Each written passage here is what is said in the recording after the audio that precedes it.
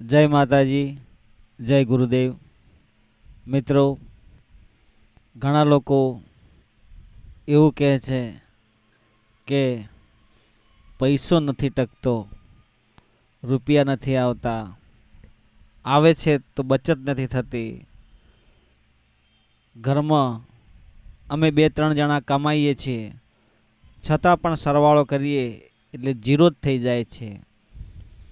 ધંધામાં આવક નથી થતી, ચારે બાજુથી દેવું ચડી ગયું છે.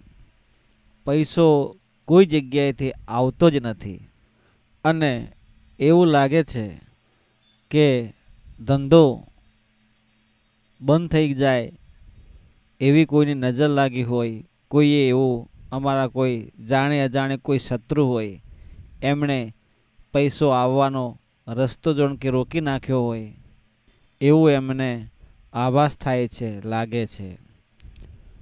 તમને આવો અહેસાસ થાય છે કે તમારા શત્રુ કોઈ જાણે અજાણે તમારો ધંધો વેપાર જે જગ્યાએથી તમારે લક્ષ્મી આવવાની હોય એ રસ્તો કોઈ તમારા શત્રુએ બાંધી દીધું હોય, કોઈ તાંત્રિક દ્વારા, કોઈ બીજા કોઈ જોડે કરાયું હોય, એવું જો કદાચ તમને કોઈ લાગતું હોય, ઘરમાં પૈસો ના ટકતો હોય, ગરીબી ઘરમાંથી જવાનું નામ ન લેતી હોય અને બધી જગ્યાએ તમારે ફાંફા મારવા પડે પૈસા માટે, કોઈ કામ ના થતું હોય, બધા જ કામ પૈસાથી અટકી જાય છે.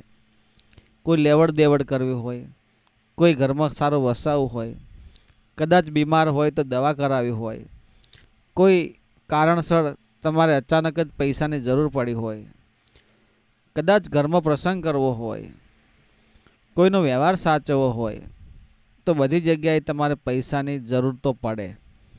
અને પૈસા ના હોય એટલે પૈસાની તંગી પડે, કોઈના જોડે હાથ લંબાવવો પડે, કોઈને કગર વગર કરવું પડે, કોઈના ઓછી પાછીના લેવા પડે, લેણા કરવા પડે, દેવું કરવું પડે. તો આ બધી નોબત ના આવે અને તમે આ એક ઉપાય કરો તો લક્ષ્મી એટલી બધી તમારા ઘરમાં આવે કે તમે સારી જગ્યાએ વાપરી શકો, કોઈને ખવડાવી શકો, પક્ષીઓને દાણા નાખી શકો, ગાયને ઘાસ ખવડાવી શકો, કોઈનું ભલું કરી શકો. તમારા જોડે ઘણો બધો પૈસો આવે અને તમારા ઘરમાં બચત થાય તો તમે રાજાની જેમ જિંદગી જીવી શકો, તમારા બાળકોને ભણાવી શકો, તમારા કુટુંબમાં તમે કોઈને દીકરા દીકરીના લગ્ન કરાવી શકો, કોઈ સારો એવો પ્રસંગ કરી શકો, તમે કોઈ ધર્મનું કાર્ય કરી શકો. માતાજીના ગરબા છે, કોઈ માતાજીનું મંદિર છે, કોઈ એવું સારું એવું ધર્મનું કાર્ય તમે કરો તો પૈસાથી તમે કોઈ પણ કાર્યમાં સફળતા મેળવી શકો છો. કોઈ ધર્મના કાર્યમાં જો તમે પૈસો વાપરો તો એ પૈસો બમણો થઈને તમારી જોડે આવે છે. પણ પૈસો હોય ને તો તમે આ બધું જ કાર્ય કરી શકો. રાજાની જેમ જિંદગી જીવી હોય ને તો જીવી શકો, છોકરાઓને ભણાવી શકો, તમે જાતે સુખીમય જીવન જીવી શકો, તમારા ધંધાને આગળ લઈ જઈ શકો. કોઈ પણ જગ્યાએ મૂડી રોકાણ કરો એટલે ડબલ થઈને આવે. એટલે પૈસાથી તમે બધું જ કામ કરી શકો. પણ પૈસો હોય તો તમે કરો, ના હોય તો શું કરો? તો એના માટે તમે આ એક કામ કરો અને પૈસો એટલો બધો આવશે કે તમારા ઘરમાં તમે સુખમય તમારું જીવન પસાર કરી શકશો.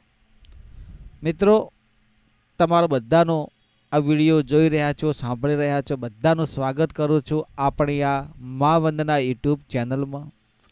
તમે બધા મિત્રો હેમખેમ સર્વકુશળ મંગળ હશો અને રહેજો એવી હું મારા ગુરુદેવને અને કુળદેવીને હું પ્રાર્થના કરું છું. જો તમે પૈસો ટકાવવા માગતા હોય, બચત કરવા માગતા હોય તો પહેલાં તો પૈસો ક્યાંથી આવે છે એ તમારે જાણવું પડે. પૈસો કઈ રીતે પેદા થાય છે, પૈસો આવે તો કઈ રીતે ખર્ચ કરવો પડે, આ બધું તમારે જાણવું પડે. અને પૈસો કોઈ એમને આવતો નથી, એના માટે તનતોડ મહેનત કરવી પડે છે. તમારા બળ નહીં પણ તમારા કળથી કામ કરવું પડે છે. ઓછી મહેનતમાં વધારે પૈસો ક્યાંથી આવે એવું તમારે લક્ષ્ય, તમારું ધ્યેય શોધવું પડે છે.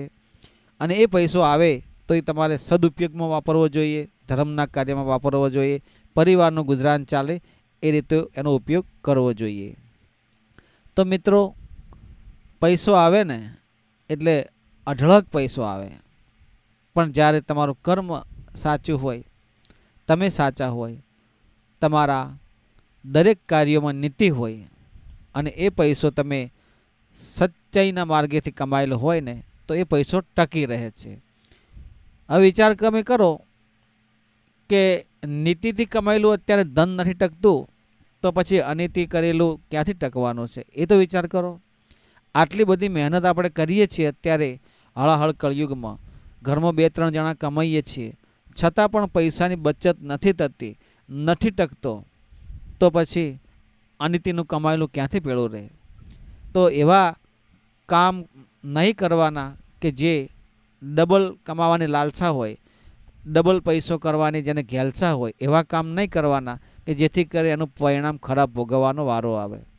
પણ કર્મનો જે સાચા કર્મનો જે સાચો પૈસો હશે એ ટકશે અને તમે સારું ભલું કાર્ય કરશો ધર્મનો તો એ બમણો થશે. તો મિત્રો, જે પૈસો તમારા ઘરમાં આવવાનો છે એ પૈસો આ રીતે આવે છે. તમે સાંભળ્યું હશે કે શિવલિંગ ઉપર જે તમે બીલીપત્ર ચડાવો છો એ બીલીનું ઝાડ તમે જોયું હશે. એવા પ્રકારનું એક ઝાડ આવે છે સમી વૃક્ષ, જેનો ઉલ્લેખ શિવ મહાપુરાણમાં કરવામાં આવ્યો છે.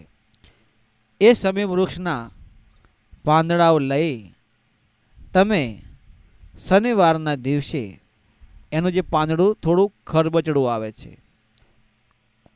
સમી વૃક્ષનો ઉલ્લેખ શિવ મહાપુરાણમાં કરેલો છે.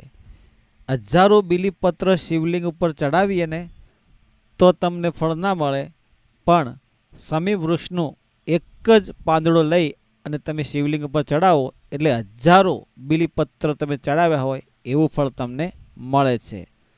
આ સમી વૃક્ષનું એક પાંદડું લઈ તમારે શનિવારના સાંજના સમયે, સૂર્યાસ્તના સમયે, તલના તેલનો કાળી વાટનો દીવો કરવાનો છે. તલનું તેલ લઈ કાળી વાટ હોય, કાળો દોરો હોય, એની વાટ કરવાની છે. માટીનું કોડાયામાં તલના તેલનો દીવો કરવાનો છે. એ દીવો તમે સમી વૃક્ષ હોય ત્યાં એના થડમાં પૂર્વ દિશામાં, એટલે કે જે જગ્યાએ સૂરજ ઉગતો હોય એ બાજુ એની ડિવેટ કરવાની છે અને ત્યાં દીવો કરી અને તમારા મનની પ્રાર્થના કરવાની છે. દુઃખ હોય તો દુઃખ, તંગી હોય તો તંગી, જે તમારા ભાવ હોય એ પ્રમાણે જણાવવાના છે. જણાવતી વખતે તમે તમારા માતા પિતાને યાદ કરી શકો છો, તમારા પૂર્વજોને યાદ કરી શકો છો અને તમારા કુળદેવીને યાદ કરી શકો છો. આ ત્રણને યાદ કરી તમે ત્યાં દીવો પ્રગટાવો અને આ ઉપાય, આ કામ 5 શનિવાર સુધી તમારે કરવાનું છે. જ્યારે તમારા 5 શનિવાર પૂરા થશે અને એવા જ સમયે તમારા ઘરમાં એટલી બધી લક્ષ્મી આવશે, એટલો બધો રૂપિયો આવવાનું શરૂ થઈ જશે કે તમે પહેલાંની જેમ નહીં પણ રાજાની જેમ જીવન જીવતા થઈ જશો અને તમારા દરેક કાર્યોમાં તમને બધી જ સફળતા મળે એવો આ ઉપાય કરવાથી તમને સુખ પ્રાપ્ત થશે.